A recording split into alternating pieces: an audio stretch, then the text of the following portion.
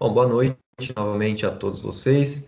A gente vai iniciar hoje a aula de número 2, que é intitulada, já passei para vocês semana passada, né? Sobre a dimensão sociológica do direito, pessoal. Se eu estiver falando muito baixo, ou se vocês não estiverem me vendo ou ouvindo muito bem, só avisar, tá bom? Eu vou compartilhar a tela aqui da mesma forma que eu fiz semana passada. E como eu finalizei esse esquema de aula, eu falei para vocês, né, que eu estou bem corrido esses dias, então não estou conseguindo fazer com antecedência para mandar para vocês. Mas eu imagino que até semana que vem eu consiga mandar pelo menos um pouco antes para vocês terem acesso ao esquema de aula. Mas eu já havia dito para vocês qual o conteúdo no livro, né? Então, quem teve um tempinho aí deu para fazer a leitura. Deixa eu compartilhar a tela aqui e a gente inicia. A gente só não vai trabalhar, porque ia ficar muito longo o conteúdo também. A gente só não vai trabalhar daquilo que eu falei para vocês, o último capítulo da parte 2, tá? Que é, deixa eu ver o nome aqui, Fatores do Direito. São umas coisas mais genéricas, eu acho que depois quem quiser faz a leitura, não é nada que vai prejudicar aí o conteúdo de vocês. Então, o mais importante aqui é o que a gente vai falar em sala hoje. Então vamos lá, gente. Qualquer coisa, ativa o microfone e me chama, porque eu vou ficar vendo aqui o texto do Word, tá? A gente já comentou semana passada um pouco a respeito da disciplina, né? De onde que está situada a disciplina de introdução ao estudo do direito e fundamentos históricos, que é a nossa disciplina esse semestre. Então vocês já têm uma noção de onde que se localiza aí nas diversas áreas do direito os nossos estudos, né? E a gente segue aqui com o conteúdo, falando um pouco da parte ainda introdutória, tá? Que é a respeito do direito como processo de adaptação humana, que é o primeiro tópico do nosso conteúdo de hoje. Vocês têm que ter em mente aí que o direito ele surge nas sociedades consideradas primitivas, né? Nas sociedades antigas, eu prefiro o termo. Às vezes tem coisas que nas sociedades mais antigas eram melhores que hoje, né? Mas e ainda chamam de primitivo. Mas as sociedades antigas, elas começam a criar aí as normas de convivência e de adaptação humana, já que o ser humano ali, os indivíduos dentro de um meio social, eles precisam de algumas determinadas regras de conduta para que aquilo não vire um caos, né? Para que haja essa coesão social, essa sustentabilidade de uma sociedade no geral, de uma comunidade em si, ou mesmo de um pequeno grupo, foi necessária a criação de algumas regras de conduta e tudo mais.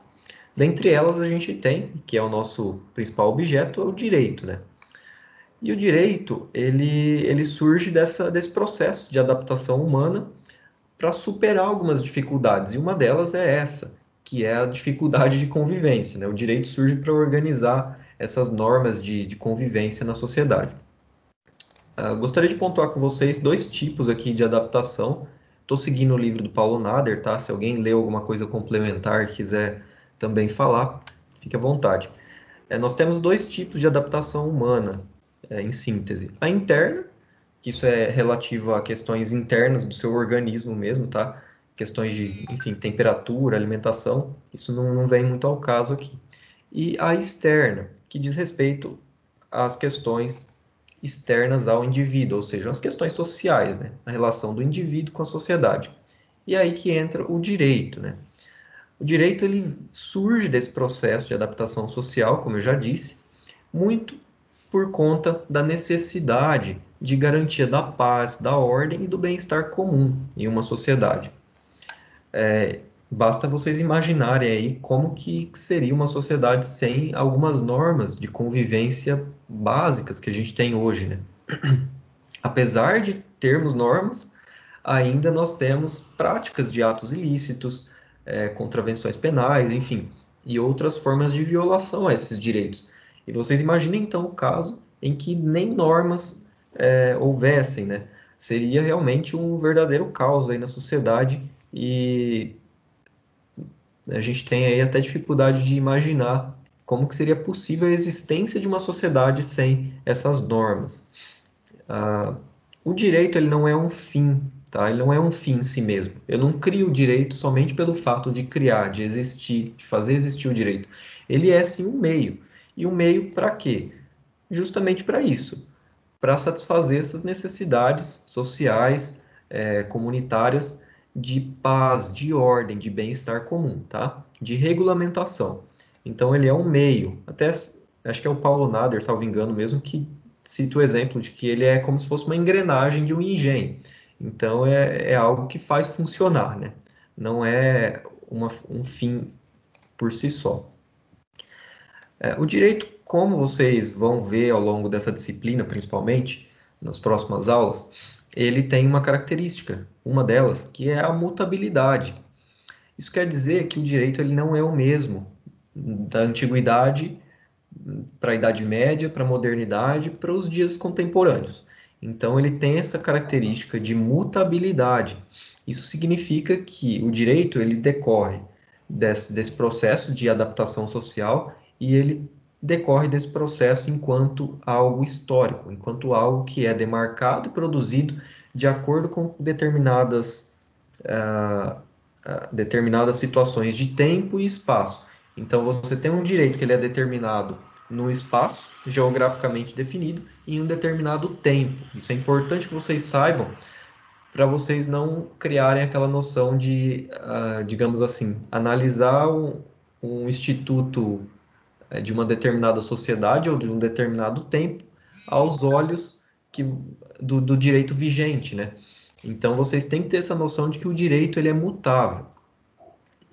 E o direito, por conta dessa mutabilidade, ele também acaba, eu esqueci de mencionar, a mutabilidade não só do direito, mas o direito também promove a mutabilidade das próprias ações dos seres humanos, tá?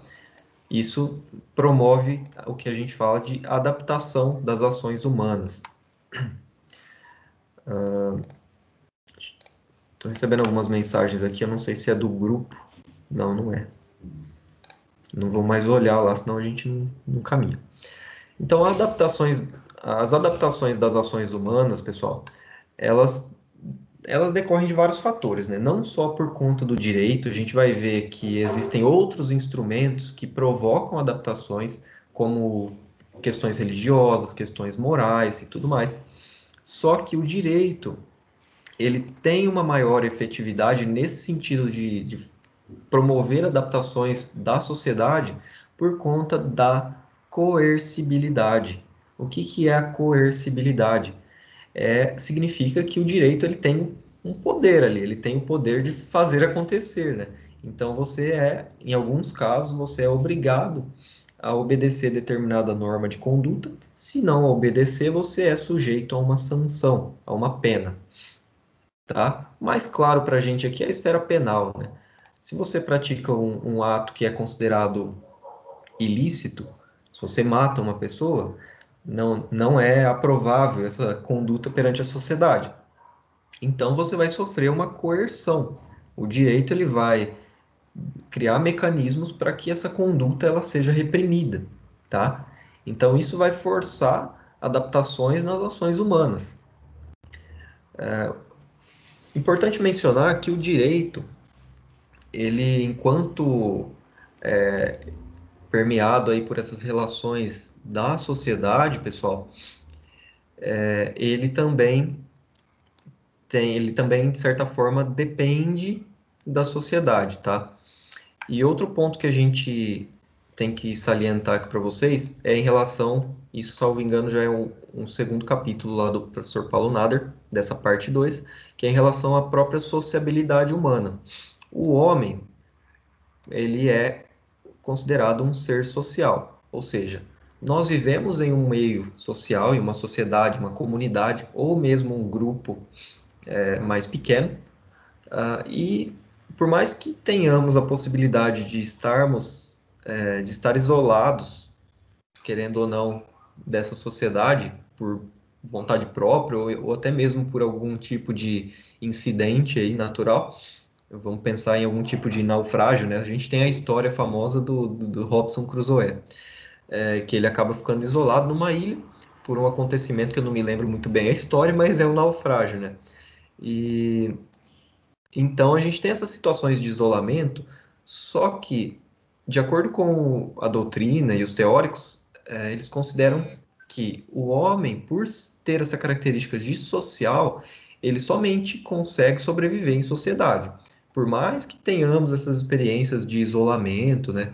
É, não tem como uma pessoa sobreviver totalmente isolada. Por exemplo, até citam um exemplo, acho que o professor Paulo Nader, inclusive, cita o exemplo do Robson Crusoe, que ele somente consegue realmente sobreviver a um certo tempo isolado porque ele vinha de uma sociedade já. Então, nenhum homem ele vai nascer totalmente isolado. É isso que eu quero que vocês entendam. Então, há casos sim de isolamento e tudo mais, só que por conta de conhecimentos prévios, experiências prévias da sociabilidade, é que as pessoas conseguem sobreviver por um tempo isoladas, tá? Então é por isso que o homem ele é considerado como um ser social. E é nessa sociedade que ele vai encontrar o necessário para o seu desenvolvimento, tá? Então, tudo que o homem precisa, o homem eu quero dizer o ser humano, tá? Que os autores colocam mesmo como homem, mas é o ser humano. Tudo que a pessoa humana, o ser humano, ele precisa para o desenvolvimento, seja ele físico, psicológico, enfim, espiritual, ele, em tese, encontraria na sociedade, tá? Nós temos que pontuar, pessoal, que existem autores que trabalham essa noção de estado de natureza, que é o que eu vinha falando para vocês, que é a questão de, não especificamente de isolamento social, mas seria um estágio prévio, antes da própria sociedade, né? Antes da própria organização social, das pessoas. Esse chamado estado de natureza, ele existe sim, ele é discutido teoricamente, só que para fins práticos ele é considerado como uma mera ficção. Porque eu venho falando para vocês, o homem ele é um ser social, então não existe nenhum tipo de estágio pré-sociedade em que o homem surgiu do nada e ficou sozinho. A gente discute essas questões teóricas do estado de natureza, e tudo mais, para geralmente justificar o contrário, né, que é a relação do homem com a sociedade. Então, existe aí, até o Rousseau trabalha com esses conceitos na questão de contrato social e, enfim, mas isso é para fins teóricos, tá?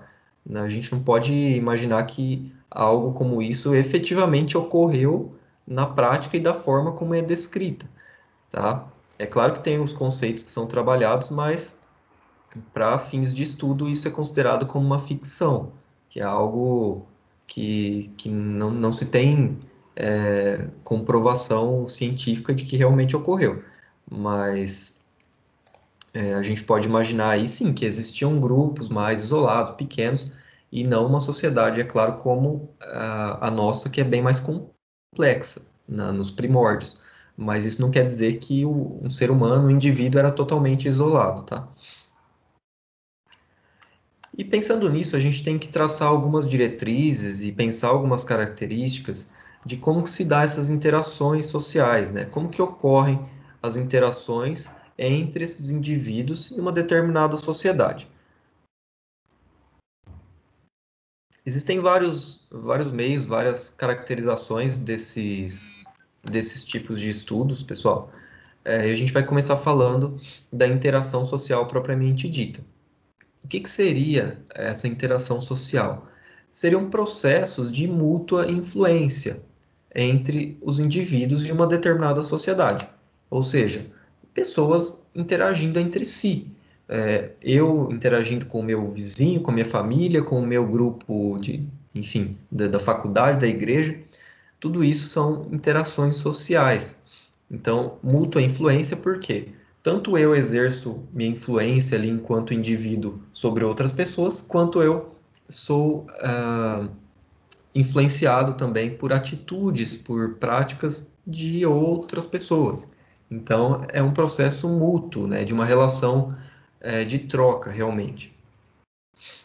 Isso pressupõe o conhecimento das normas de conduta, como a gente vem trabalhando, vem dizendo para vocês. Não há como pressupor uma sociedade sem determinadas normas mínimas de regulamentação de conduta, o que que eu posso, o que que eu não posso fazer.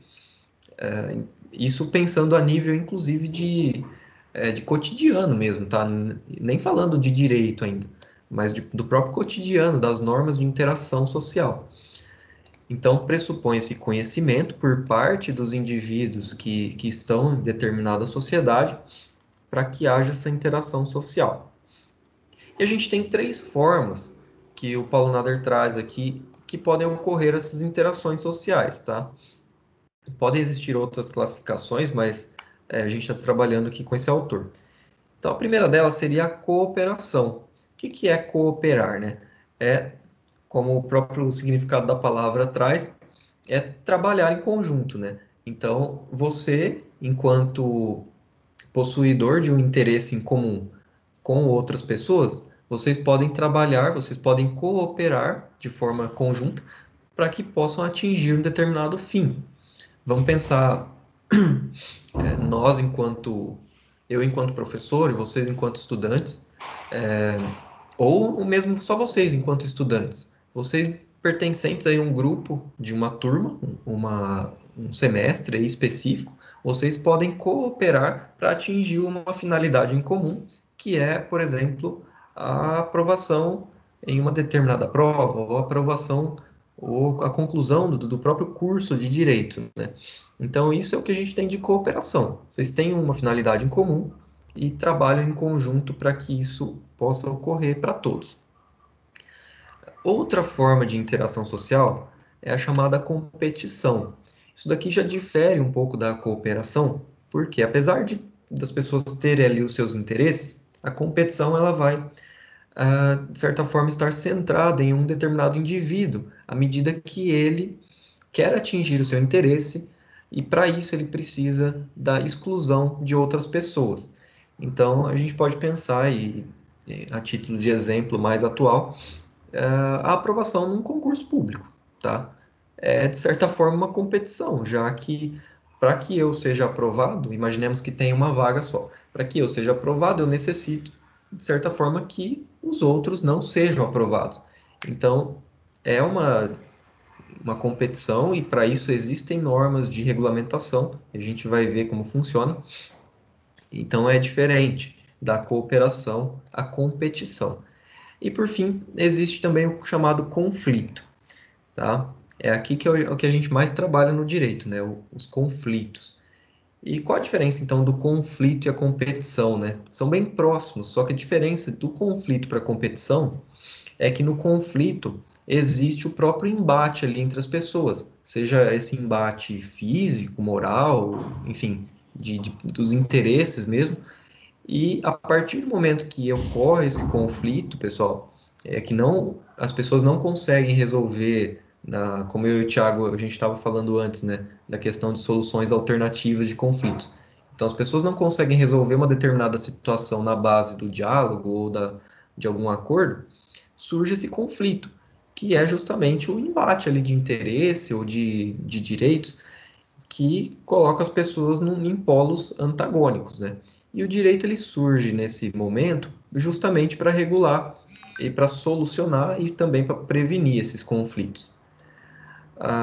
Um famoso jurista, Rudolf von Ehring, ele definia que o direito ele tinha a luta, o conflito, né, como um fator de propulsão, ou seja, o direito ele surgiria a partir do surgimento de conflitos, já que se a gente pensar numa sociedade perfeita em que não houvesse conflitos, não haveria necessidade do direito, né? O direito ele está aqui para regular as condutas e principalmente para solucionar e prevenir conflitos, né? Então a gente tem aqui essa luta, essa uh, luta no sentido de embate, disputa, né? O próprio conflito, não necessariamente uma briga, tá? De violência física ali.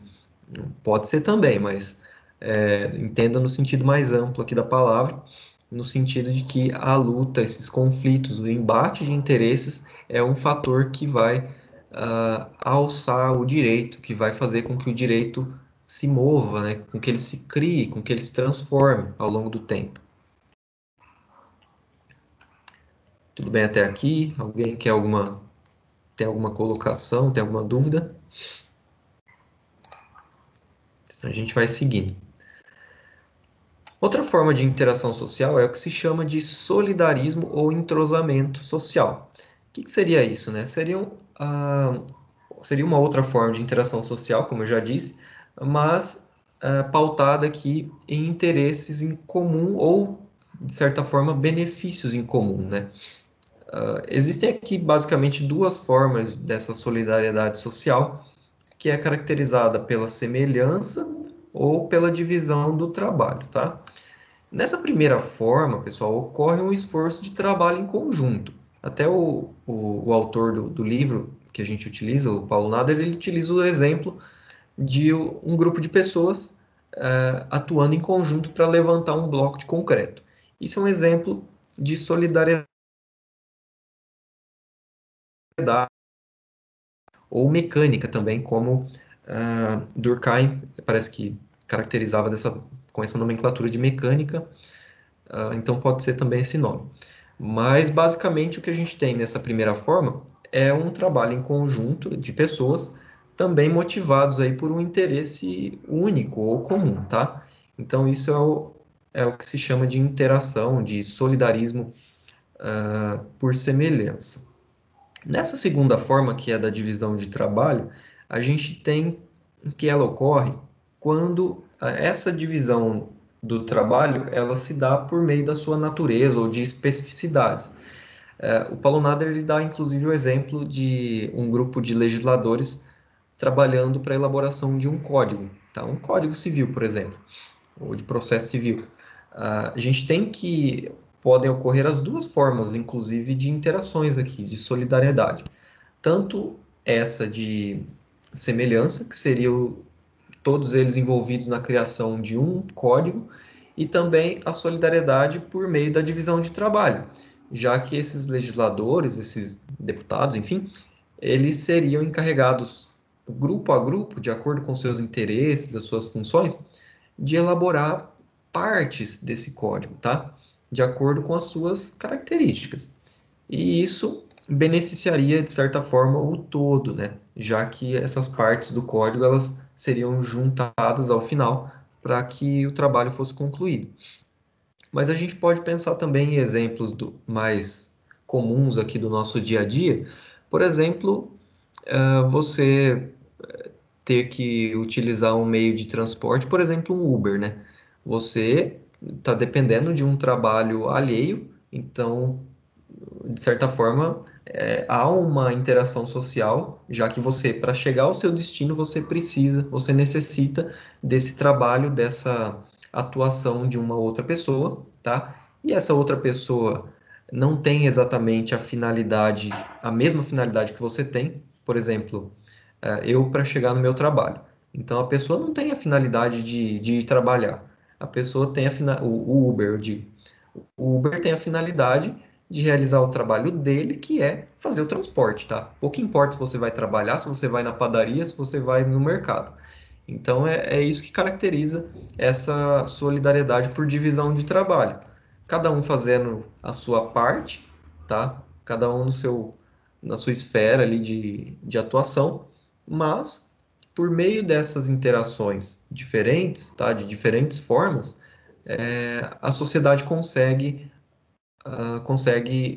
ter atingir a sua finalidade ali, que é justamente o pleno desenvolvimento das pessoas, o bem comum, enfim. Então ocorre esse tipo de divisão, tá? A gente tem também outra forma de interação social, que é a própria atuação, a própria ação do direito. A atuação do direito ela vai favorecer esse relacionamento entre os grupos sociais. É o que a gente vem discutindo. Se o direito ele não está presente em uma sociedade ou ele é um direito ah, muito ineficaz, a sociedade como um todo vai padecer, ela vai sofrer de alguma forma, tá? Já que é ele que vai promover aqui essa, essas melhorias, né, necessárias, o desenvolvimento social. O direito ele vai tornar possível o nexo de cooperação, ou os nexos, né, de cooperação A cooperação que eu digo é aquela forma que a gente viu de interação social. Então, o direito ele vai fixar ali, vai tornar possível, por exemplo, por meio de regulamentações, a existência de uma faculdade. E vocês, enquanto alunos de uma faculdade, têm um interesse em comum, que é formar, ter uma profissão. Então, o direito que vai propiciar isso, né? O direito que regulamenta a existência de um curso jurídico, de qualquer curso, aliás, e é tudo por meio de normas do direito. E também vai disciplinar a competição, tá? É o que eu disse para vocês. Pensando no caso de um concurso público, tá? Existem outros exemplos, mas no concurso público está mais palpável para vocês. Se a gente for tratar ele como se fosse uma competição, já que você precisa, para sua aprovação, que os outros não sejam aprovados, tá? Além de que você seja aprovado também, mas caracterizando isso como uma competição, o direito ele vai tratar dessa disciplina, ou seja, vai criar regras, criar normativas para que essa competição seja justa, para que essa competição seja válida, inclusive, né, do ponto de vista legal também, para que haja aí padrões mínimos, né, para uma competição equitativa, ou seja, que não penda nem para um lado nem para o outro. Quando há alguma violação desse tipo de norma, existem também as normas que promovem a coerção aí dessas condutas violativas. Em relação ao conflito, quando há justamente esse embate aí entre os interesses, entre duas pessoas, o direito ele surge para prevenir, ou seja, evitar que o conflito surja, né? E também para solucionar. Quando não é possível evitar o surgimento do conflito, o direito ele vem e atua no sentido de pacificação social, né? Ele vai querer colocar panos quentes ali, vai querer acalmar a situação, vai querer solucionar o conflito que surgiu em determinada sociedade. Isso de forma bem genérica, né? Mas o que vocês precisam lembrar é isso, do caráter de prevenção e também a questão de solucionar os conflitos que o direito possui.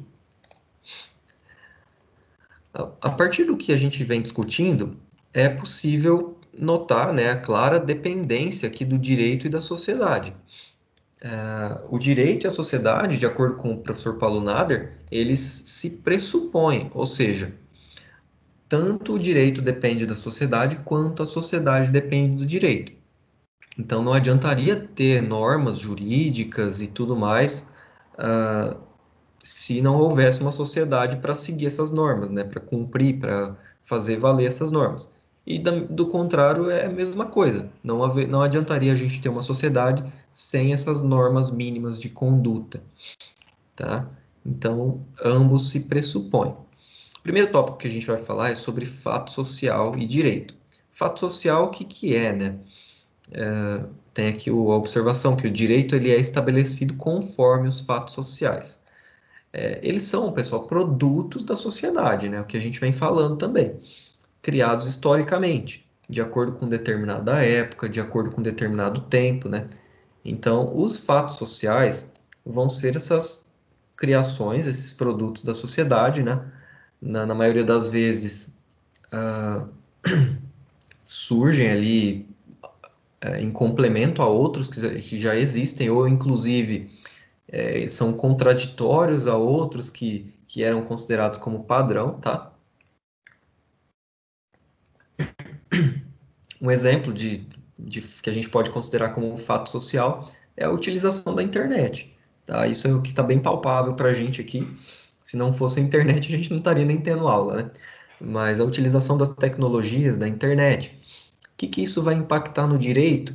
Bom, vocês estão cansados de ouvir falar, né? Da necessidade de uma regulamentação, das questões de utilização da internet, enfim, de tudo isso, das tecnologias, e o que acabou sendo feito, né? Mas ainda existem lacunas que o direito não é capaz hoje, não é capaz de dar conta, né? Expressamente nas normas jurídicas, mas existem, é claro, questões de analogia e tudo mais que abarcam, né? Mas, enfim. Então, isso são fatos sociais, são esses produtos da sociedade. O que a gente pode pensar em exemplos de fatos sociais? o uso da internet, o uso da tecnologia, ah, fatos sociais não tão atuais, né? A prática de uma adoção, por exemplo. Isso é algo que vem desde dos primórdios das sociedades também, né? Varia aí de acordo com cada país, mas isso é um fato social. E isso, há muitos anos atrás, provocou ali a atuação do direito para regulamentar isso, esse instituto que é a adoção. O que mais pode ter de fato social? É a questão que a gente até comentou na aula passada, casamentos entre pessoas do mesmo sexo, a adoção entre pessoas do mesmo sexo, questões ligadas ao aborto, tudo isso são questões que podem ser caracterizadas como fatos sociais e são produtos da sociedade, tá? Criados historicamente. Vão exercer essa grande influência sobre o direito. Contudo, pessoal, é importante lembrar que eles não condicionam o direito de forma absoluta. Então, não adianta a gente ter um fato social pelo simples fato da existência da internet, por exemplo, que a gente vem falando, que o direito ele vai necessariamente, automaticamente já ser criado uma regulamentação, tá? É claro que existem casos em que o direito até antecipa, mas o que eu quero que vocês lembrem é que não é porque a sociedade tem uma determinada prática, vamos pensar que se um determinado grupo social começasse a praticar sacrifício de crianças, tá? Isso é um exemplo bem extremo mesmo, só para ficar mesmo na memória. Então, a sociedade começou a praticar sacrifício de crianças, tá?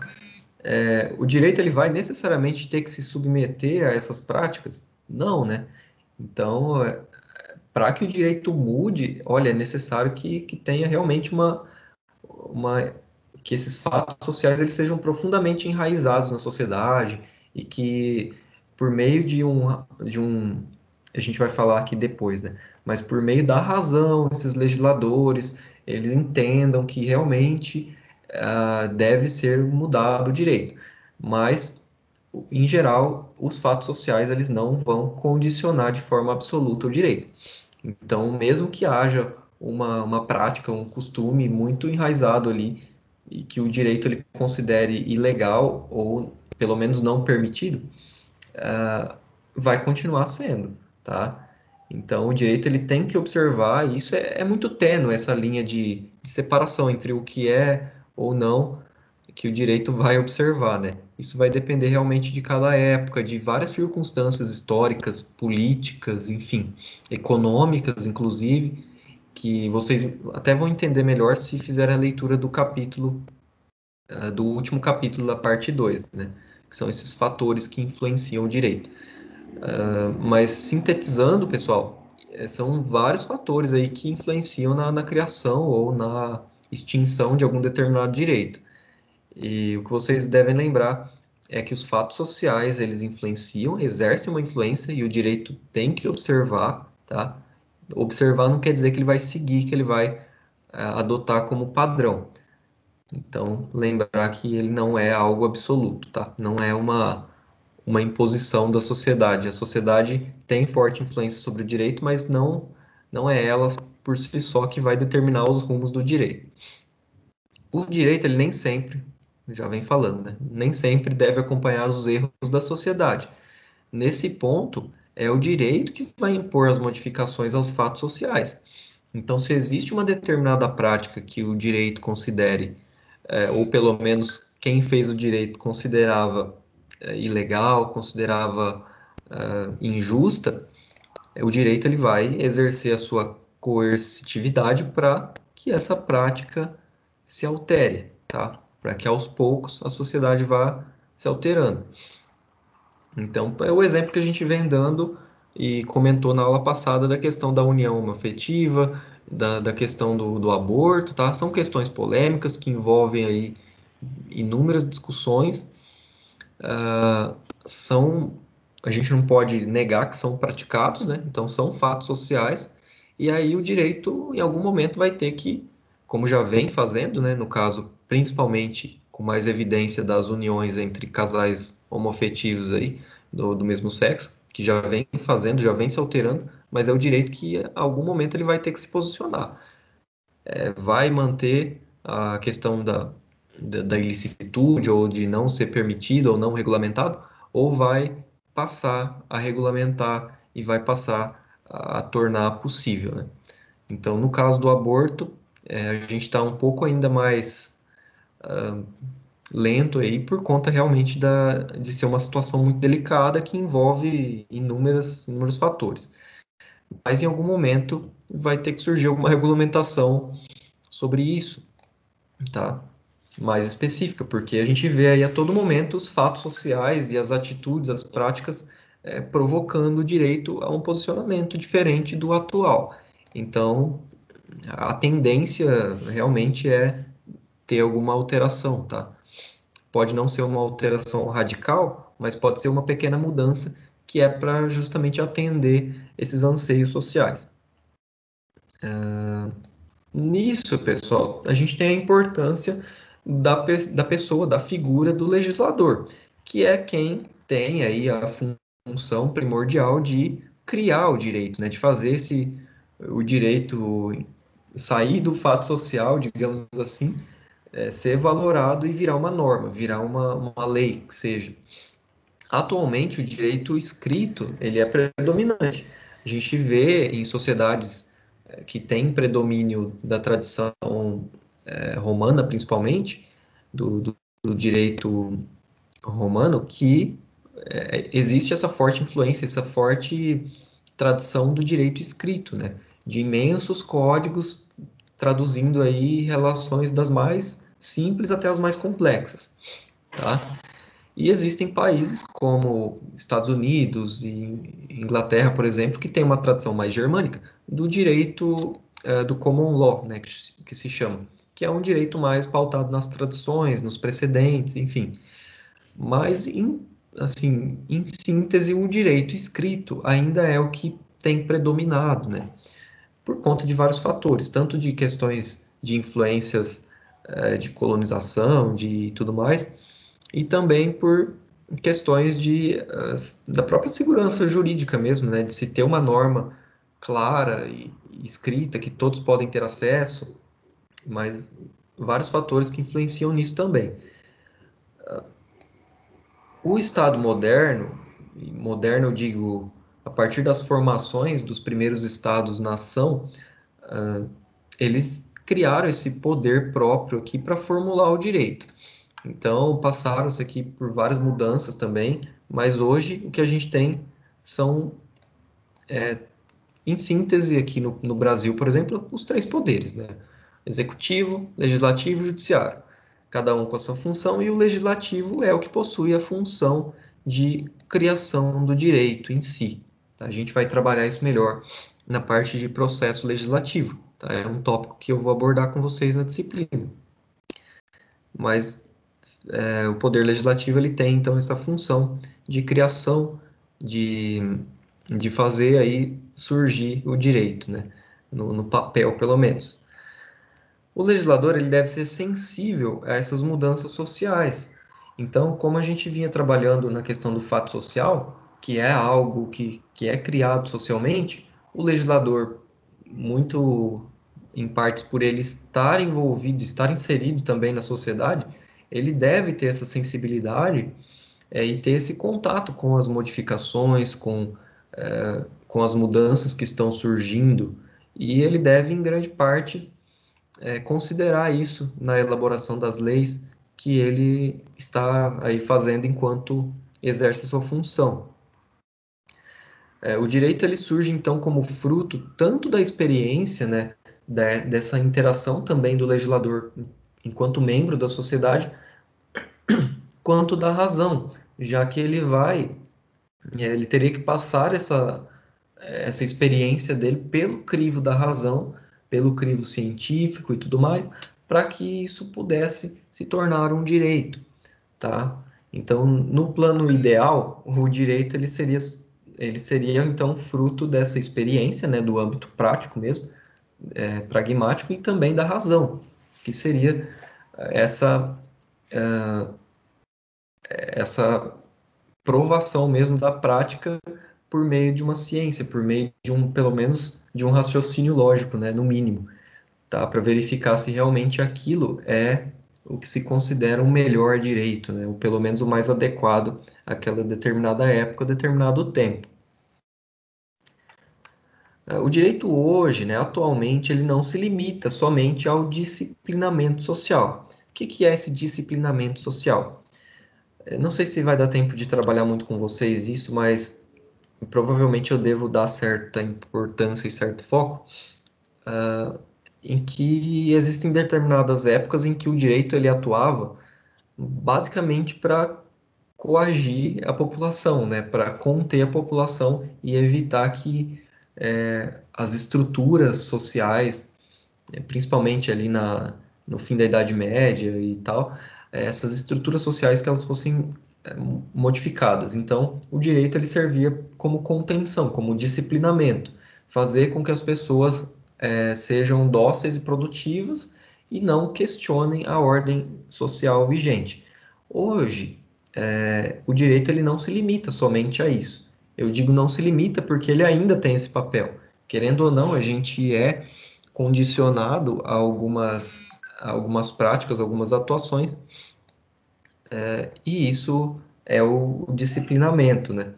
Mas hoje, né, nas nossas atuais sociedades aqui, a gente vê que o direito ele também tem como foco o bem comum, né, ou o bem-estar social, pelo menos. Então, é garantir algumas liberdades, muitas vezes em face do próprio Estado, para que os cidadãos eles possam exercer a sua plena cidadania, participar de um governo aí democrático, enfim, e uma série de bens e garantir, né, a efetivação de uma série de direitos e garantias fundamentais para que essas pessoas, para que nós, né, todo mundo, para que nós possamos ter acesso a esse chamado aí bem-estar social, ao bem comum, que a sociedade deve oferecer para todos. Então, o direito ele tem também essa finalidade. A pessoa do legislador, nesse sentido, pessoal, ela deve então procurar antecipar alguns fatos sociais. Antecipar, eu digo no sentido de que ocorre, se a pessoa que está lá no poder legislativo, ela vê alguma mudança no plano social, o papel dessa pessoa enquanto legislador é buscar. Agora que eu vi a colega entrando aqui, a Luana, vai saber quanto tempo ela está esperando. Mas, então, o papel do legislador enquanto membro da sociedade, enquanto pessoa que também promove aí a feitura, né, promove a criação do direito em si, o papel dessa pessoa é também estar atento a essas mudanças. Então, é um exemplo a questão do uso das tecnologias, da internet, ou indo além disso, né, já que a gente já tem umas regulamentações sobre, mas, por exemplo, o uso de material genético, são coisas que ainda carecem aí de muita regulamentação e, e ainda é um campo também sensível. O legislador, enquanto tendo aí essa função de criação do direito, o ideal é que ele se antecipasse, né? Antevendo essas mudanças na sociedade. É claro que ele não pode prever o futuro, né? Ele não vai querer regulamentar o tráfego enfim, de aeronaves pelo espaço, enfim, algo futurístico. Mas ele também tem que partir de alguns indícios já de mudança na sociedade, por exemplo, o que eu disse para vocês da questão de material genético, de direitos genéticos em si, né? Então é algo que ainda é um campo muito novo, mas que já tem indícios de que vai avançar, né? O desenvolvimento da ciência vai avançar nesse quesito e o legislador ainda não deu aí à sociedade uma resposta, né, uma regulamentação sobre. O ideal é que ele se antecipasse para evitar justamente alguns casos de que possa acontecer nessa lacuna entre o começo aí, ou a expansão dos fatos sociais e a regulamentação pelo direito. Então, muitas injustiças podem ocorrer nesse meio tempo em que não há uma regulamentação específica, ou, por exemplo, decisões totalmente divergentes, né, de um caso para outro. Isso a gente também tem casos de decisões antes de se ter uma regulamentação específica. A gente tem casos de decisões de juízes que uma pessoa tem uma decisão favorável, a outra, no mesmo caso, mesma coisa, tem uma decisão desfavorável, né, para o mesmo caso. Então, isso é um mal aí dessa falta de antecipação mesmo do direito em relação às mudanças sociais. Pessoal, outro ponto importante que a gente tem que falar e tem que abordar são alguns instrumentos de controle social. O direito ele se insere, tá?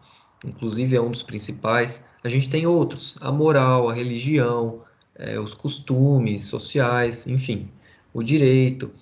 E são todos instrumentos que a sociedade, pensando aí no sentido mais amplo, se utiliza para regular essas condutas humanas e realmente controlar, né? Já que o direito ele tem normas que controlam as pessoas, dizem aí o que é certo, o que não é, o que pode ou não fazer.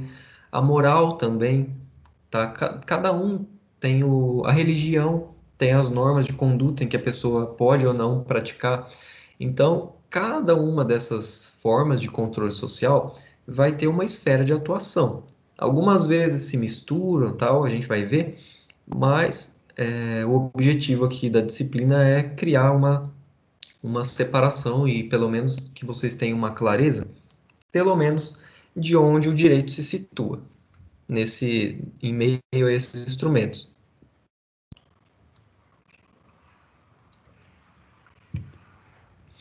Alguma dúvida até aqui? Vocês querem perguntar alguma coisa, fazer alguma colocação? Senão eu fico falando sozinho aqui. Nem sei se eu dou conta de falar mais uma hora aqui.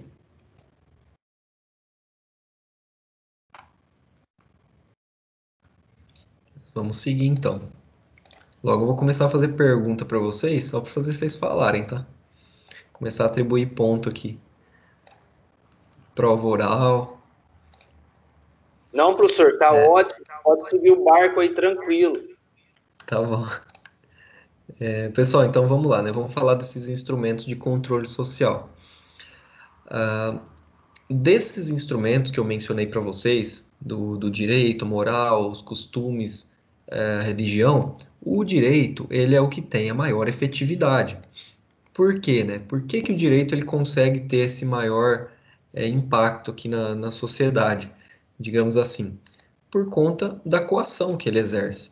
O direito, como eu já vinha dizendo para vocês, se uma pessoa ela não anda na linha, né? Se ela não atua conforme as condutas exigidas pelo direito, ela pode ser alvo de uma sanção.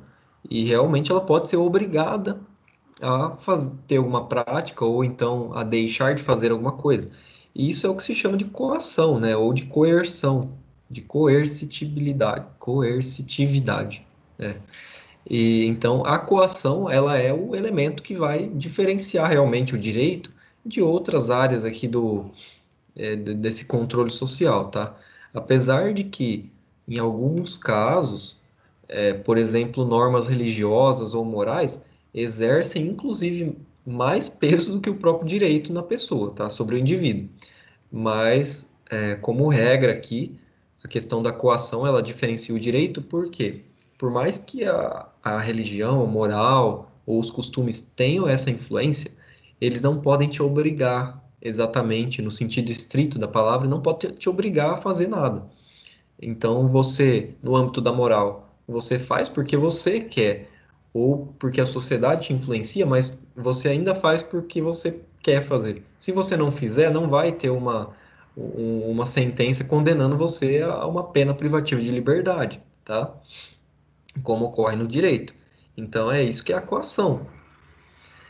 Nas primeiras sociedades, né, nas mais antigas, essas diferentes espécies de normas, pessoal, elas estavam numa mescla, né, numa mistura homogênea. Então, a gente não tinha exatamente uma separação entre direito, entre moral, muitas vezes até entre a religião, ou os costumes. O Paulo Nader ele vai trazer um exemplo bem interessante de casos de regulamentação, salvo engano, em Esparta, ou na Grécia Antiga, em que o comprimento do cabelo da mulher, a quantidade de roupas que as pessoas poderiam levar numa viagem, sabe? Então são coisas assim que hoje a gente tem essa separação aí entre essas esferas, digamos, mais particulares, né, em alguns casos, e algo mais público. Mas em outras sociedades mais antigas, questões de diferentes áreas, elas se misturavam ali, numa regulamentação do plano social. Então, não havia exatamente uma distinção muito clara. E isso demorou para surgir, tá? A gente vai ver isso melhor aqui falando das próximas categorias. Mas hoje, atualmente, né, é indispensável essa demarcação, principalmente do território do direito. Vocês, enquanto futuros profissionais do direito, aí vão ter que ter claro, essa classificação, essa demarcação do território de atuação de vocês, né, do direito. Então, vocês não vão querer é, aplicar as normas do direito lá dentro da igreja, né? É claro que existem casos em que algumas atitudes, por mais que amparadas do ponto de vista religioso ou moral, extrapolam também as esferas, mas isso são exceções. O primeiro caso que a gente vai comentar é a respeito do direito, da relação direito e religião. Tá? Então, são dois instrumentos também de controle social, né? Tanto o direito quanto a religião. O direito, que a gente começa falando das sociedades também mais antigas, ele, na maioria dos casos, e a gente vai trabalhar melhor nas próximas aulas, ele era visto como uma expressão divina, ou seja, o direito ele era oriundo de um ser sobrenatural, né? Variava de acordo com cada sociedade, mas no geral ele era uma expressão metafísica, uma expressão divina, que vinha de um ser superior a nós mortais, tá? Somente aqui, ou com raras exceções, a classe sacerdotal possuía, ou exercia também um monopólio do conhecimento jurídico. Isso significa que basicamente a igreja, né, ou alguma organização religiosa dominava também a questão técnica jurídica, já que o direito ele se confundia ali com a religião. Então, isso era bem complicado se a gente for pensar em questões que envolviam infrações aqui a preceitos religiosos e que eram punidas do ponto de vista jurídico, tá? Então havia essa mistura e não tinha muito bem separado aqui o que era de direito, efetivamente falando, e o que era somente um preceito religioso. Os textos, no geral, não eram publicados, os textos jurídicos. Até os religiosos, inclusive, né? Somente depois, depois da Reforma Protestante, principalmente, que os textos passaram a ter um maior acesso ali e de forma mais livre e direta ao público em geral. Então, tanto os textos religiosos e mais ainda os textos jurídicos não eram publicados, ficavam realmente de todo o poder aqui da classe religiosa, tá? E haviam casos de, enfim, de conflitos ou alguma questão que envolvia essa decisão por meio do direito vinculado à religião, em que a decisão final mesmo dependia de sorte. Vocês têm claro aí aqueles exemplos enfim, da Idade Média em que as pessoas eram submetidas a algumas formas de prova, né, em que não importava minimamente o que realmente ocorreu na prática, né? Importava se a pessoa conseguisse sobreviver, enfim, um dia virado de cabeça para baixo dentro de um poço cheio de água. Então, se a pessoa conseguisse sair viva, ela era inocente. Se conseguisse, se morresse, é porque era culpada. Ou se conseguisse caminhar em cima de um braseiro e não tivesse ferida, era também inocente. Enfim, esses casos mais hoje, né, falando hoje, mais absurdos que a gente tem aí dessa mescla do direito com a religião, em que não se tinha uma preocupação efetivamente com, principalmente no âmbito da prova, né, da questão probatória no direito, né. Se admitiam aí, por exemplo, não vou lembrar o certo como era essa questão, mas em determinada época, para que você acusasse uma pessoa e que ela fosse considerada culpada de algum crime, bastava que, não lembro se eram 12 pessoas, enfim, um certo número de pessoas consideradas cidadãos exemplares, atestassem realmente que a pessoa praticou determinado crime, tá? Por mais que pudesse ter, assim, evidências claras, mas o que bastava era a palavra ou muitas vezes a sorte, né? Questões ligadas aqui à sorte também eram bem frequentes, tá? Houve impulsos aí de laicização, né? Ou seja, essa separação de direito com religião, laicização do Estado, né? A partir do século XVII, tá? O principal, um dos primeiros aqui foi o Hugo Grosso, tá? Um jurista chamado Hugo Grosso, que ele pregava justamente isso, que o direito ele não necessariamente dependia da existência de um ser religioso, de um ser supremo.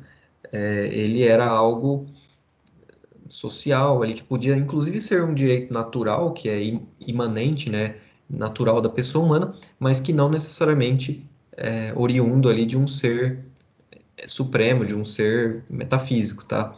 Ele era algo social mesmo. Então foi um dos primeiros que começou aí esses impulsos de laicização, de separação entre direito e religião. Isso foi ganhar muita força, principalmente lá já durante e depois da Revolução Francesa, né? Que isso foi realmente ganhar uma certa ênfase maior. A religião, apesar de a gente ter toda essa questão histórica de mistura e de mescla com questões jurídicas, elas atualmente elas se ocupam, né? E a gente precisa saber isso para separar aqui os campos, né? A religião ela se ocupa de valores e princípios em esferas supraterrenas, né? Ou seja, que não estão na Terra, que não estão entre os homens. Apesar de existirem questões ligadas também que geram reflexos aqui no nosso mundo, mas o fim último mesmo, o fim primordial aí da maioria das religiões são questões ligadas ao âmbito metafísico, né, transcendental, que não está ligado à sociedade em si. E sim, vamos pensar aqui no exemplo do céu mesmo, da vida eterna, enfim. Ela vai buscar orientar esses homens para alcançarem a felicidade eterna. Então, por mais que você tenha que praticar boas ações, praticar o bem aqui no âmbito terreno, a finalidade é a questão transcendental, a questão metafísica. Então, é a felicidade eterna, tá? Não importa totalmente o que você passa, o que você pratica aqui. Tem os reflexos? Tem. Só que o primordial, o foco é a questão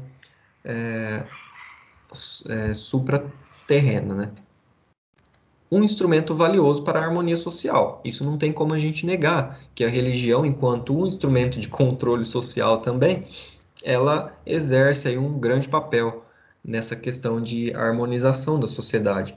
Então, pregando aí valores de paz, de bem-estar, de boas relações com as pessoas, enfim, da caridade e tudo mais. E isso acaba, por conta dessa grande influência que a religião exerce, acaba contribuindo, né, e sendo realmente um instrumento muito valioso para a harmonia social, tá? E como eu disse para vocês antes, tem gente que pode inclusive violar uma lei, praticar um crime, mas se vier alguém do âmbito religioso e falar para ele mudar, ele vai mudar. Se falar para ele que ele está errado, ele vai aceitar. Por conta realmente de valores muito intrínsecos que as pessoas têm por conta da religião. Existem pontos, inclusive, em comum com a ideia de justiça que integra a noção de bem, tá? Então, quando existem aí religiões e princípios religiosos que pregam a prática do bem, enfim, o amor ao próximo e tudo mais, isso está de acordo com a ideia que se tem de justiça para o direito, né? Já que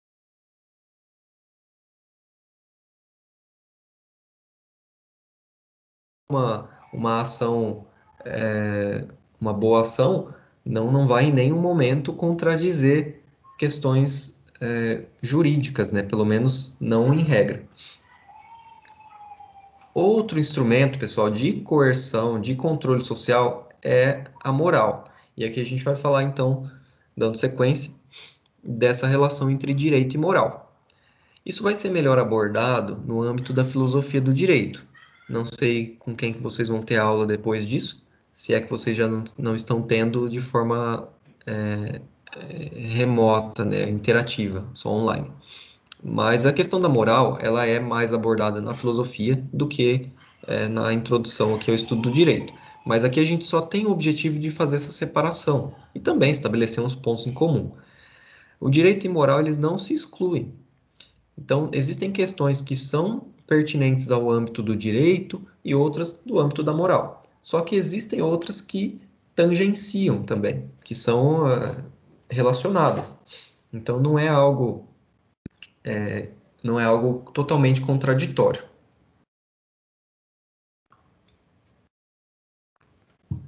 E ela também está relacionada com a ideia de bem, tá? Que a gente vem falando da questão religiosa, né? Vai buscar a promoção do desenvolvimento da pessoa de forma integral e integrada. Integral, gente, é porque a moral ela vai buscar essa atuação, esse desenvolvimento em todos os aspectos da pessoa, sejam eles físicos, sejam eles morais, né, psíquicos, enfim, todos esses aspectos vão ser abordados pela moral de forma mais ampla, mais vão, e também integrada porque a pessoa, o ser, o indivíduo, ele está integrado numa sociedade. Então, essa moral, ela vai criar essas normas e já que também tem normas, né?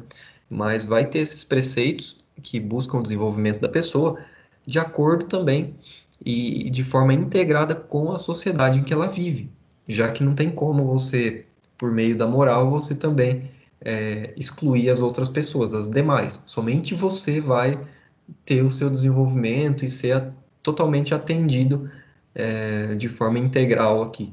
Então, é de forma integrada, tá? É junto com os demais. Vai orientar essas atitudes humanas. Então, diversos preceitos aí de âmbito moral, tá?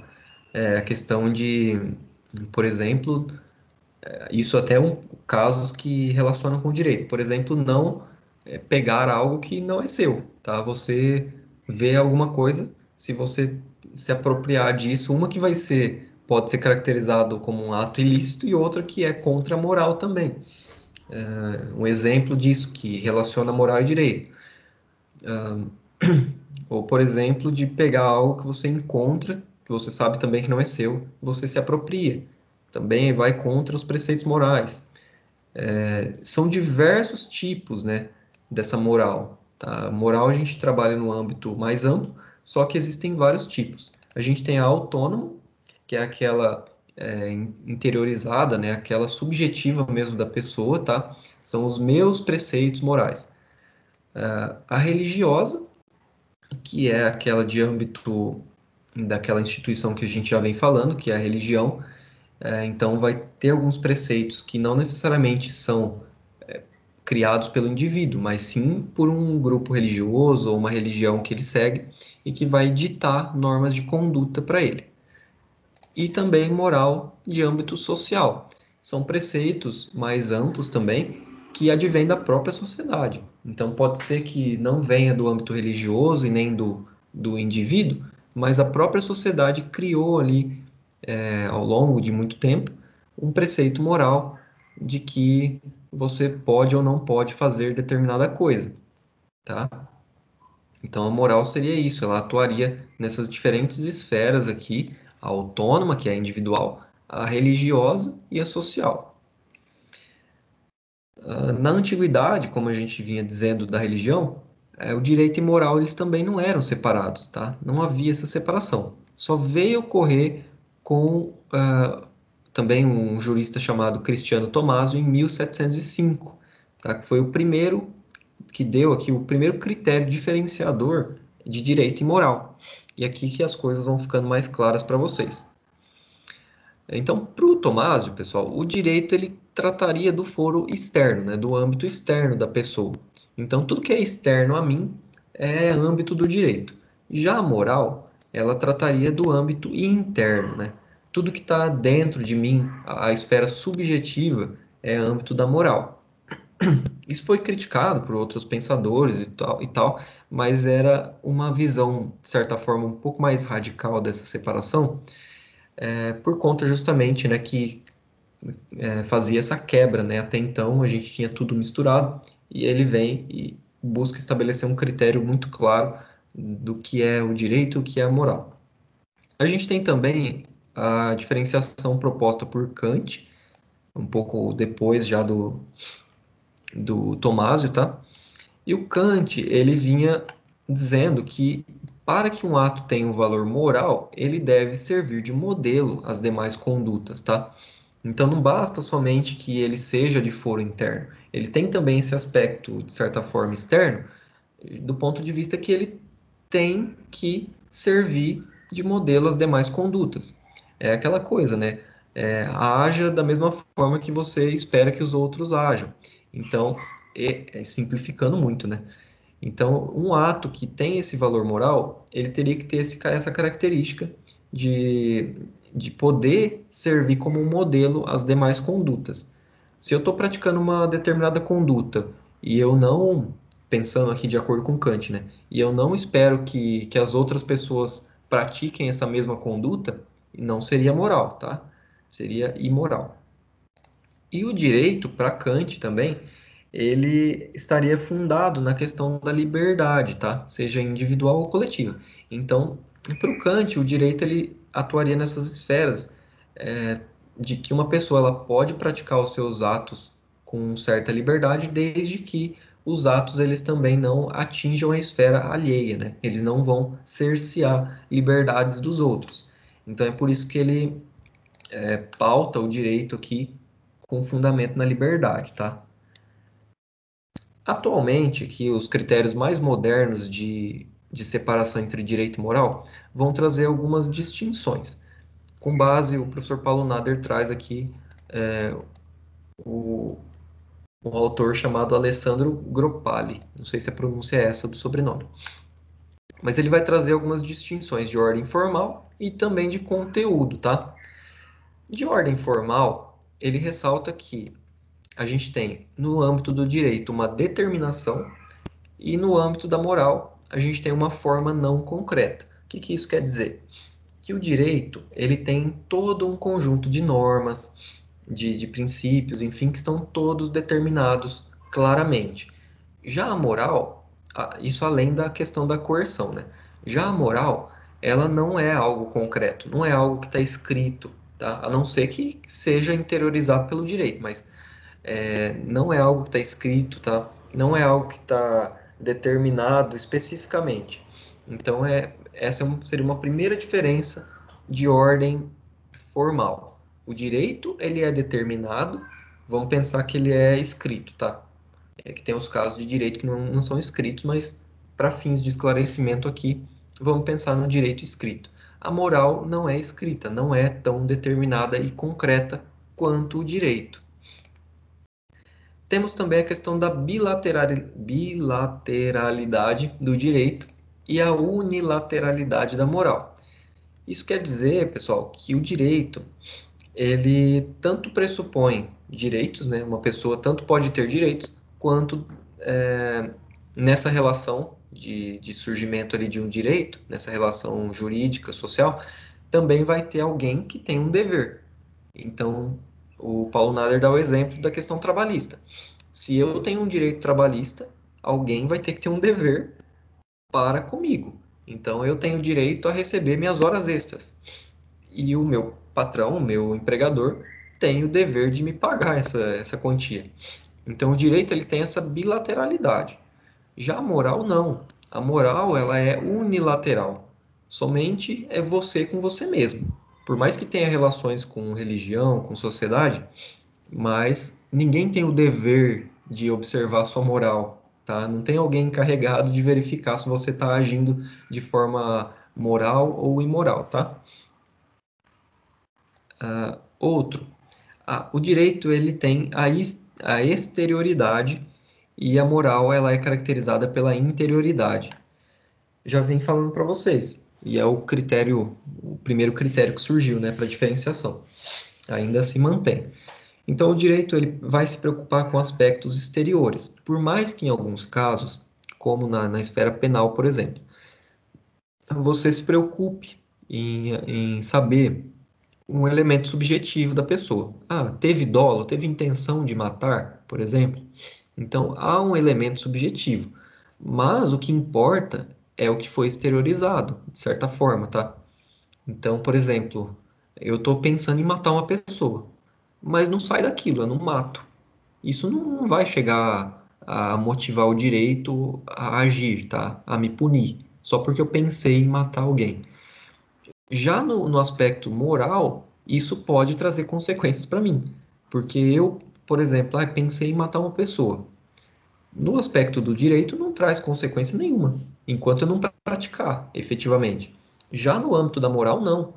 Eu vou ficar toda hora pensando, nossa, eu pensei em matar uma pessoa, né?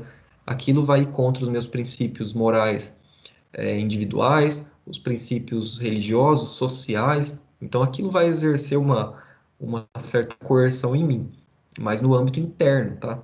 Então, é essa diferença ali. A moral, ela está centrada no interior e o direito, tudo aquilo que se exterioriza. A gente tem também, se alguém for tendo dúvida, vai me interrompendo, tá? Mas vou falando aqui, tem muita coisa. A autonomia e a heteronomia. Nesse ponto, pessoal, a gente tem que ressaltar que a moral ela tem um caráter muito mais autônomo, tá? Autônomo quer dizer que você mesmo se regula, né? E heterônomo quer dizer que alguém submete você a essa regulamentação, que é o caso do direito.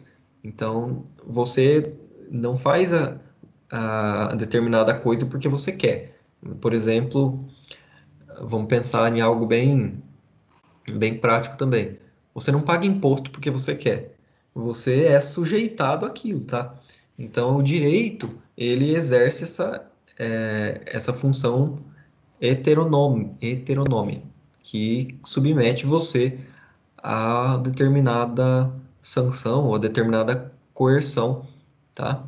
Já a moral não. A moral ela é autônoma do ponto de vista individual, tá? Do ponto de vista social e religioso, ela também pode ter um caráter de heteronomia, porque você tem, percebam aí que no âmbito interno, né, subjetivo, sou eu comigo mesmo. Então não tem nenhuma outra pessoa aí exercendo uma determinada coerção sobre mim do âmbito moral. Já na questão social e religiosa, existe, já que a igreja vai fixar os preceitos morais, a doutrina religiosa, né, que vai dizer o que é moral, o que não é. Então não é você criando a moral, é a religião. A sociedade é a mesma coisa. Não é você que cria um preceito moral, social, é a sociedade. Então existe aqui essa relação também, tá? Em que a moral ela possui essa autonomia, só que do âmbito daquela primeira esfera que a gente tratou, que é a individual subjetiva, tá? E o direito ele tem a heteronomia mesmo. Por fim, nesse quesito aqui da forma, o direito ele tem esse caráter de coercibilidade. E a moral, pelo contrário, ela não tem, né? Ela é incoercível, não tem coercibilidade. O direito ele consegue te coagir, como no exemplo anterior, né, a pagar um imposto. Se você não pratica aquela ação, o direito vem e te coage a praticar, né? A moral não. Apesar de a gente ter também, do âmbito social e religioso, uma forte influência, você não é, para todos os efeitos, obrigado a atuar de determinada forma por questões morais, meramente falando. Se você não concordar com o preceito religioso, você pega e muda de religião, enfim, numa última instância, né? Por mais que você não concorde, ou você não atue daquela maneira, você não é coagido, não tem ninguém que vai, como eu dei aquele exemplo antes, ninguém vai dar uma sentença condenando você a amar o próximo, tá? Então é algo muito mais religioso, social, e que exerce sim uma coerção interna em você, só que do âmbito social e das relações jurídicas, quem tem coercibilidade é só o direito.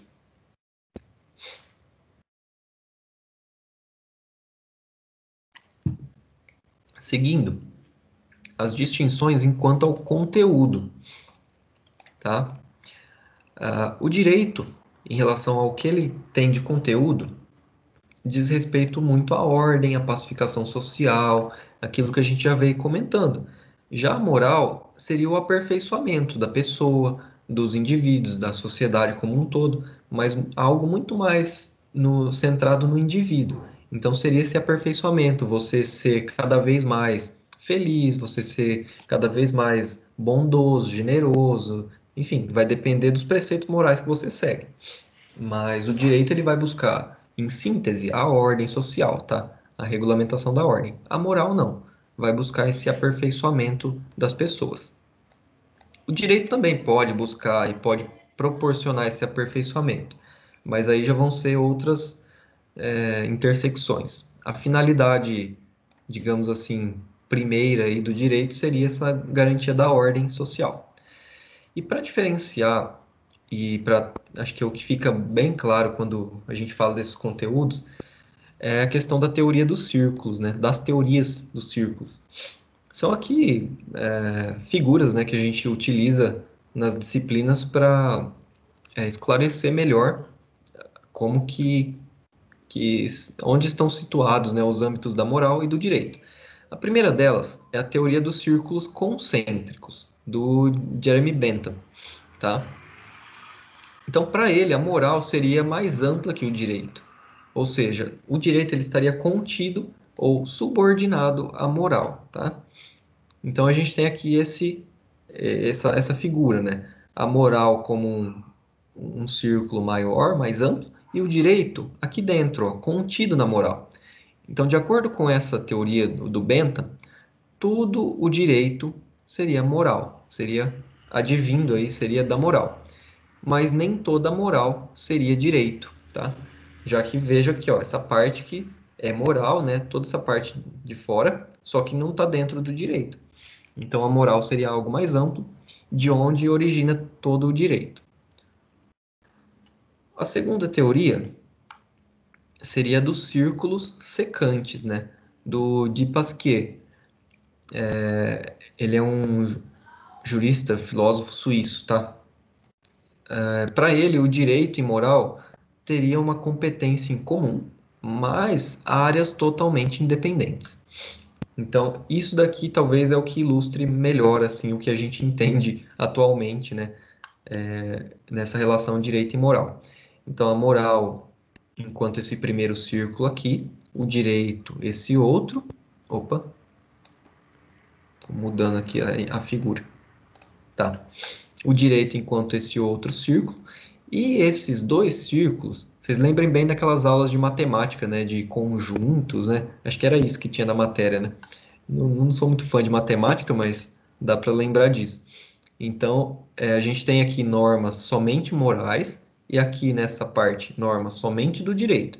Só que nesse meio aqui, nessa intersecção, ó, entre moral e direito, a gente tem normas ou preceitos que são comuns, né, ou que têm influência muito forte em algum deles. Por exemplo, normas totalmente morais. Paulo Nader dá o exemplo de você ser agradecido ou caridoso com alguém que te fez um favor ou alguma coisa. Isso é totalmente moral, tá? Não tem nada no direito que te obrigue a ser agradecido ou caridoso com a pessoa que te fez algum favor, alguma coisa. Normas somente do direito. Por exemplo, a divisão, ele também cita esse caso, divisão entre as esferas da justiça, por exemplo, em federal, estadual, enfim, questões tributárias, por exemplo, são normas totalmente jurídicas, não tem nenhuma relação da divisão entre justiça federal e justiça estadual com questões morais, tá? E é direito. Então é por isso que tem uma área que é somente jurídica. E existem aqui, nessa intersecção, normas jurídicas que tenham alguns resquícios aí de questões morais. Paulo Nader também cita a questão da assistência de filhos para com os pais idosos, né, sem condições financeiras. Então, isso advém aí de questões morais, né, do dever de assistência entre a família e tudo, e teve reflexo no direito, né, dessa questão assistencial aí intrafamiliar. Então, isso são questões que permeiam aqui tanto o aspecto moral, né, você ajudar seu pai, sua mãe, enfim, alguém da sua família, quanto no direito também, que em determinadas situações você uh, além de tudo, obrigado, né, a fazer isso. Então, existem essas normas que estão nessa intersecção. E a gente tem uma outra teoria, que é baseada em Hans Kelsen, de que a norma seria o único elemento essencial do direito e sua validade não dependeria da moral, tá? Então, isso daqui é o que Kelsen pregava, né, na sua teoria, de que o direito e moral são esferas totalmente à parte, né, uma da outra.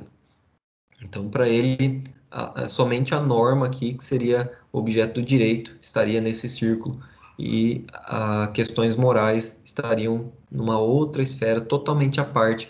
Em nenhum momento esses âmbitos aqui se relacionariam, tá?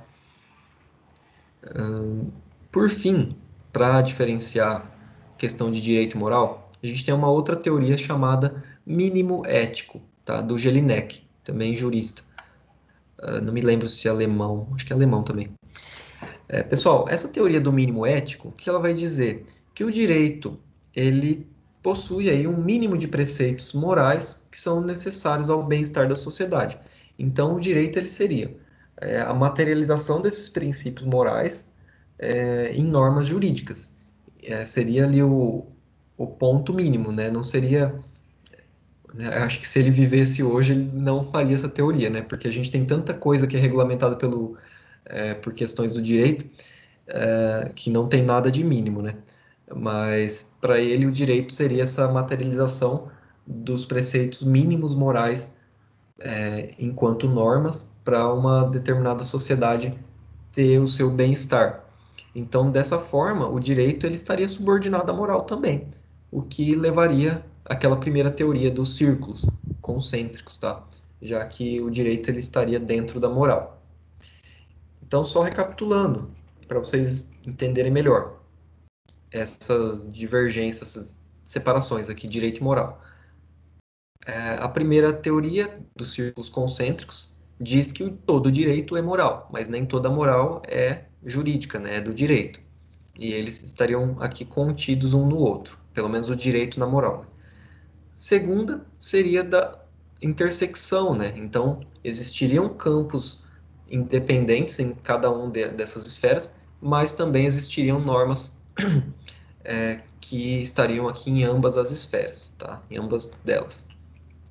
Para Kelsen, seriam totalmente à parte uma da outra, tá? O direito não tem nada a ver com a moral e a moral também não teria nada a ver com o direito. E para Jelinek, também encaixaria naquela primeira teoria dos círculos concêntricos, de forma que o direito seria esse mínimo ético, né, que ele chama, de preceitos morais que se materializam enquanto normas jurídicas para o desenvolvimento, o bem-estar da sociedade. Por fim, a gente vai ver aqui último tópico, a gente já está bem avançado no horário, que é o direito e as regras do trato social. A gente falou da religião, a gente falou da moral, e agora a gente vai falar das regras de trato social. Elas são verificadas por exclusão, pessoal. Então, tudo que não for direito, que não for moral e religião, é regra do trato social. A gente pode pensar aqui que eles são regras, né? São regras, padrões de conduta elaborados pela própria sociedade. Então, normas de etiqueta, educação, o que mais que o Paulo Nader dá de exemplo aqui? Deixa eu pegar para falar para vocês aqui, que eu não me lembro de todos que ele fala.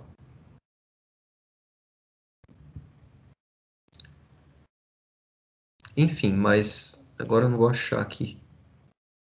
Mas são essas, basicamente, normas que não se enquadram na esfera do direito, da moral, da religião, normas, basicamente, que eu me lembro dos exemplos que ele traz. Normas de etiqueta, de educação, de determinados comportamentos que vão adentrar nessa esfera do trato social. São normas de convivência também, né? Elas chegam a ser bem próximas da questão do direito, inclusive, em alguns pontos, só que não tem a questão da coercibilidade também. Eu trouxe um quadro que ele tem no final do capítulo que vai deixar mais claro para vocês.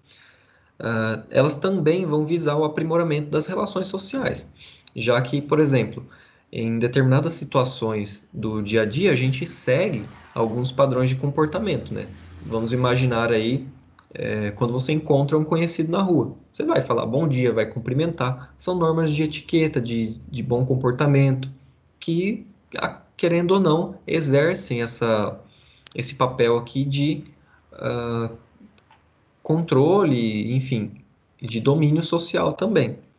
Você está tão imbuído desses valores, dessas normas, que você nem percebe que exercita esses tipos de condutas, tá? Você acaba nem pensando por que existem. Então, são também normas de relações sociais. Já disse que são verificadas por exclusão. Então, vamos para o quadro aqui, para a gente já finalizar também. Tentar dar zoom para ver se fica melhor. Aqui a gente tem uma síntese, né, do que a gente falou,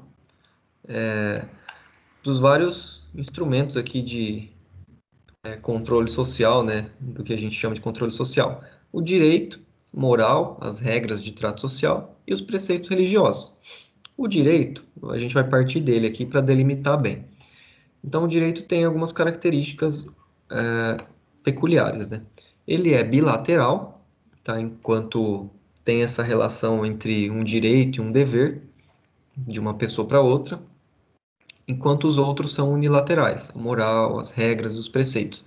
Então, a moral é unilateral, as regras de trato social são unilaterais, os preceitos religiosos também. Não tem. Você violar um preceito moral não vai gerar um dever, aliás, uma violação de uma regra moral não gera um dever ou um direito necessariamente relacionados de outras pessoas. O direito ele é heterônomo, já mencionei também para vocês antes. Ou seja, você está sujeito a normas que não foram criadas por você. São heterônomas, né? Que não são autônomas como os da moral e as outras. A moral, ela tem essa autonomia com ressalvas, o que ele chama de ética superior, que seria a religião, e a moral social, tá? As regras do trato social são heterônomas, porque não são criadas por você também. Não é você que decide como você vai atuar em determinada situação, por exemplo, num jantar. Não é você que decide se a norma correta é você sentar de determinado lado, atuar de determinada maneira. É algo social que já vem imposto da sociedade. Os preceitos religiosos geralmente são autônomos, porque querendo ou não, eles têm esse caráter de que a religião exerce uma influência, mas você não tem como que eu posso dizer, você não tem uma obrigatoriedade muito fixa ali para seguir, tá? Você pode simplesmente, discordando de determinados princípios, você pode, enfim, sair daquela religião, não participar mais, tá? Isso não vai te gerar nenhuma sanção. O direito ele tem o caráter exterior, né? Ele vai se preocupar com esses fatos que são exteriorizados pelo ser humano, e a moral, caráter interior, que eu já mencionei, aqui não está no quadro, mas tem a gente tem ressalvas em relação também à religião e à moral social, tá? Que elas têm algo mais preocupado com o externo também. As regras de trato social são exteriores, né, propriamente ditas, porque elas vão regular esses relacionamentos da pessoa com o meio que ela vive. Os preceitos religiosos são mais interiores. O direito ele tem a coercibilidade, tá? Ele é coercível, ou seja, eu posso impor a moral, as regras e os preceitos religiosos, não. Apesar da grande influência também que eu já disse. O direito, ele tem uma sanção pré-fixada, ou seja, já tem uma norma dizendo que sanção vai ser aplicada, de que forma e por quem. A moral e as regras de trato social, não. A sanção geralmente é difusa, ou seja, não tem uma regra para você. Eu violei um preceito moral, X. A minha sanção vai ser Y. Não tem isso. Vai depender de cada pessoa, de cada sociedade, de como o grupo social vai enxergar essa violação desses preceitos, dessas regras, tá? É por isso que é difusa, ela não é clara. E os preceitos religiosos têm uma sanção geralmente prefixada, em alguns casos, tá? Por isso que é geralmente.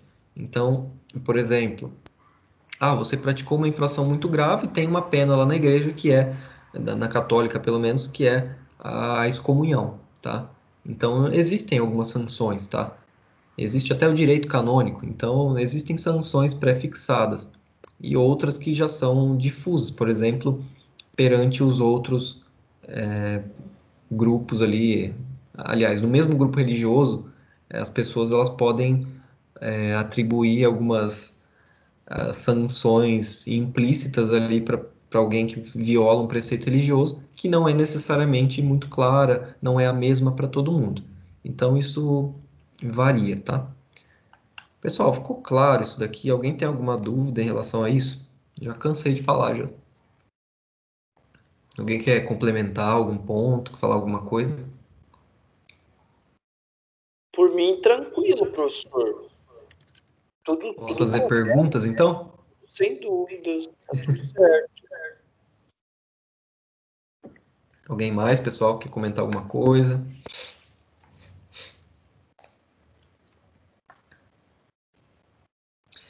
Deixa eu anotar. Eu acho que quem entrou depois só foi a Luana. O restante, deixa eu ver aqui se alguém saiu.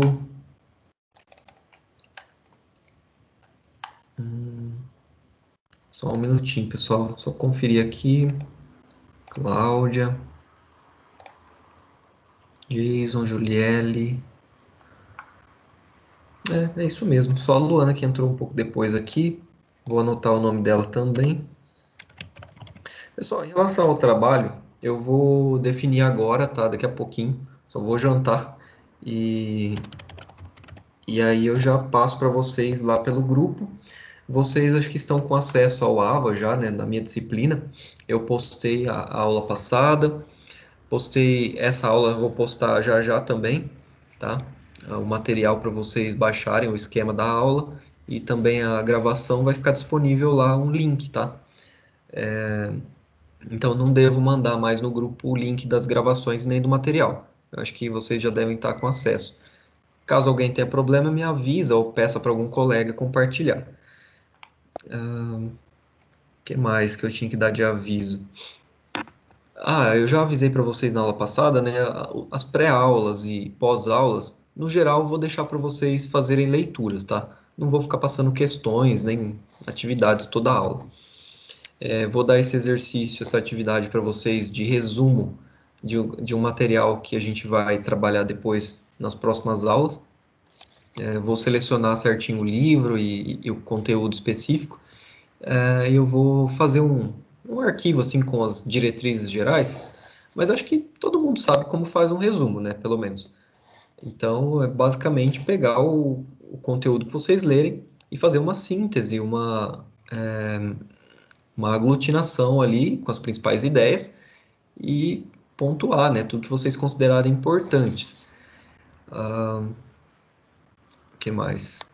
Eu vou colocar o valor, deve ter como valor 500 pontos, tá? Como eu fiz para as outras turmas. O prazo, vou definir também, já passo para vocês. É que tem que ser um pouco rápido por conta do que vocês têm uma meta até dia 15 de atingir algumas pontuações. Acessem o desafio Nota Máxima, tá? Para quem tiver já resolvido os problemas lá de acesso, entrem no desafio, façam dessa semana, tá? Para conseguirem pontuações em todas as disciplinas. Isso é importante aí para vocês, porque depois chega lá no final, aperta, tá? Nas provas e tudo mais. Então é importante essa pontuação aí. Eu acho que é isso, pessoal. Alguém tem alguma questão, alguma dúvida sobre os trabalhos? É que eu ainda vou passar, né? Então, se tiver dúvida depois, pode perguntar também. Bom, então eu vou encerrando aqui a aula. Agradeço a presença de vocês. Esses conteúdos agora que a gente vai começar a trabalhar são um pouco mais densos, né? Um pouco mais cansativos aí. Eu sei que ainda mais online é pior ainda, né? Mas a gente vai levando aí e, na medida do possível, eu queria que vocês participassem mais também, para não ficar tão monótono e somente eu falando, né? Mas eu vou pensar em algumas formas de coerção aí para que vocês participem nas próximas aulas, tá? Pessoal, boa noite a todos, tá? Muito obrigado pela presença e a gente se vê até semana que vem. Beleza, professor. Obrigado pela aula.